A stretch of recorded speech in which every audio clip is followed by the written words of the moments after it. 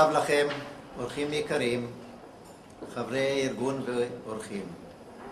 הכנס השנה הוא מיוחד בשל השתתפותן של קלרה קרמר מארצות הברית ודינה שוויצר מלוקסמבורג, שאלה אורחים מיוחדים מחו"ל ולא כל יום משתתפים איתנו בהזכרות. השנה אנו משיקים את הספר המלחמה של קלרה, שתורגם לעברית לאחר שיצא לאור בשפות רבות, במדינות רבות, וזכה להצלחה ולפרסום רב אף כיכב כבסטסלר באמזון. מאמץ רב הושקע במשימה זאת על ידי המתרגמים והמוציאים לאור. אני מזמין את מתוקה, ילדת הבונקר, להגיד כמה דברים.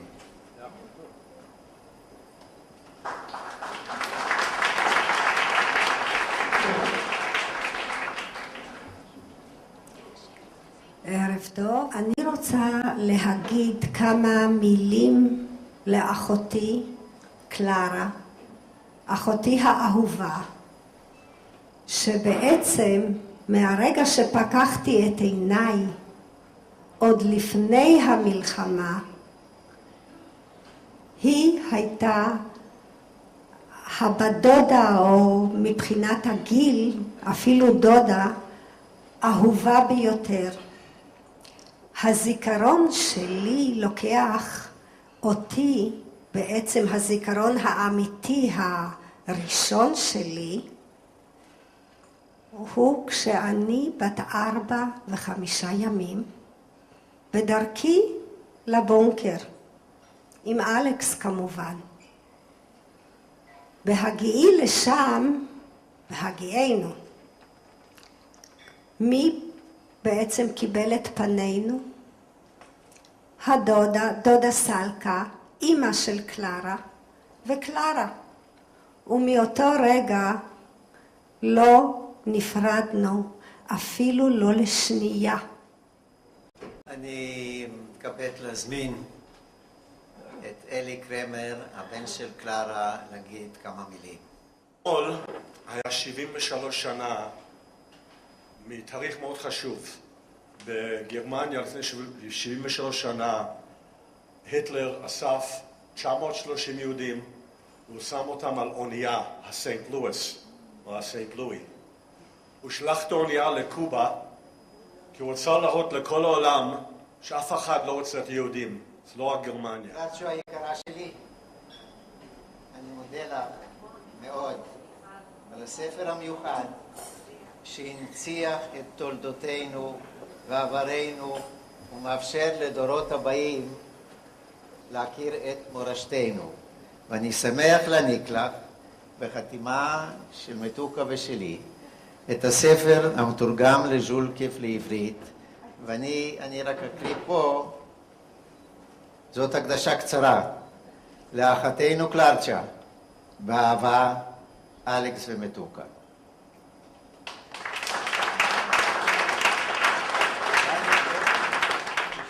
ראשית כל, אני רוצה להודות לכולכם.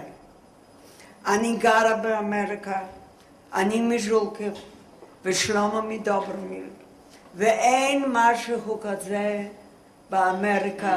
לא נפגשים, לא חושבים על העיירה. כל העיירה שמה. אתם יודעים, לולו אני הייתי מלמדת את השואה. שכחו, יהודים שכחו.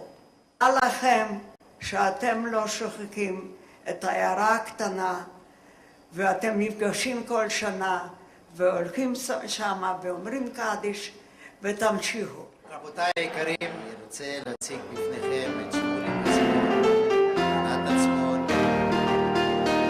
ברוכים הבאים לכנס העולמי של יוצאי ז'ולקף. וביידיש פשוטה, שולם עליכם, דוזן פטר, מתוך ספרה מרגש והמעניין של הגברת קלרה קרמר, תקרא עכשיו ענת שני קטעים קצרים. הראשון מתאר את לידתו של רעיון הספר בזמנים הקשים מהם, על ידי איך נולדו היומנים. בבקשה, ענת. פתאום, כאילו משום מקום, אמא הביטה עליי ואמרה, קלרה, את הולכת לכתוב יומן. הייתי עמומה. בשביל מה? הם עומדים להרוג אותנו בכל מקרה. אם הם יהרגו אותנו, מישהו ימצא את היומן וידע מה עבר עלינו, אמרה אמא, והביטה עליי. היא רצתה שאתחיל בו ברגע.